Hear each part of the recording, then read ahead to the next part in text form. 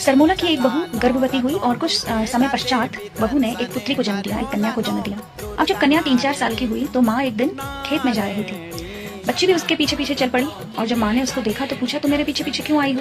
उसने कहा, मुझे भूख लग रही थी। अब माँ ने खेत में ही बच्ची को दूध पिलाया और उसको वहीं पर सुला दिया और अपने को खेत में काम करने लगी। जब माँ खेत में काम करके लौटी तो उसने देखा कि बच्ची वहां से गायब हो गई थी, यानी कि बच्ची वहां पर नहीं थी। माँ ने आसपास बहुत ढूंढा, रोती रही, बिलखती रही, चिल्लाती रही, लेकिन उसे बच्ची आसपास कहीं नहीं मिली। थक हार के माँ वापस शाम को अपने घर चली जाती है और जब घर में जाकर वो ये बात सबको बताती है तो सब बहुत परेशान हो जाते हैं। सभी लोग बहुत ढूंढते हैं लेकिन बच्ची किसी को कहीं नहीं मिलती।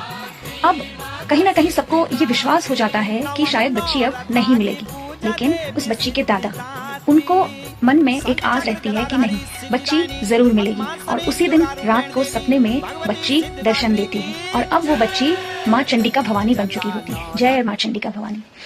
जब वो बच्ची अपने दादा को रात्रि में दर्शन देती है तो वो कहती है, दादा मैं हूँ तुम्हारी नातिन और अब मैं चंडिका भवानी बन चुकी हूँ। और जब ये बात दादा सुनते हैं तो कहते हैं कि क्यों, मैं तुम्हारी इस बात पर कैसे विश्वास करूं? तो वो कहती है कि ठीक है, आप कल उसी स्थान पर जाना जहां से मैं गायब हुई थी और वहां पर मैं आपको नाग रूप में मिलूंगी।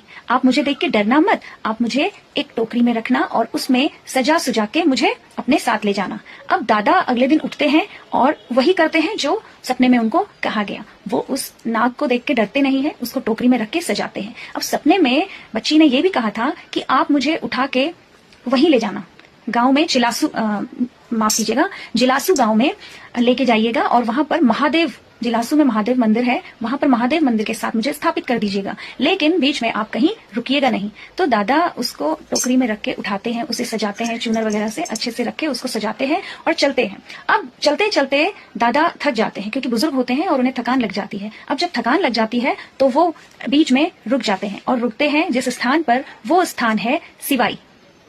जी हाँ, और सिवाई में जब दादा रुकते हैं तो माँ चंडिका वहीं पर अपना रूप ले लेती है। लोग बड़े खुश हो जाते हैं कि देवी ने हमें यहाँ पर दर्शन दिए हैं, लेकिन माँ कहती है कि मैं यहाँ पर स्थापित नहीं हो सकती, लेकिन यहाँ पर जो भी मेरे पूजा कार्यक्रम होंगे वो इसी स्थान पर होंगे, मुझे जिलासू में ही स्थापित होना है।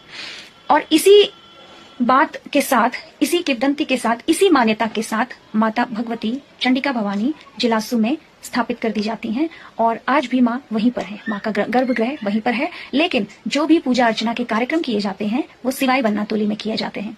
और जब भ्रमण पर माँ निकलती हैं तो वो अपने सबसे पहले मायके जाती हैं, यानी कि सरमोला।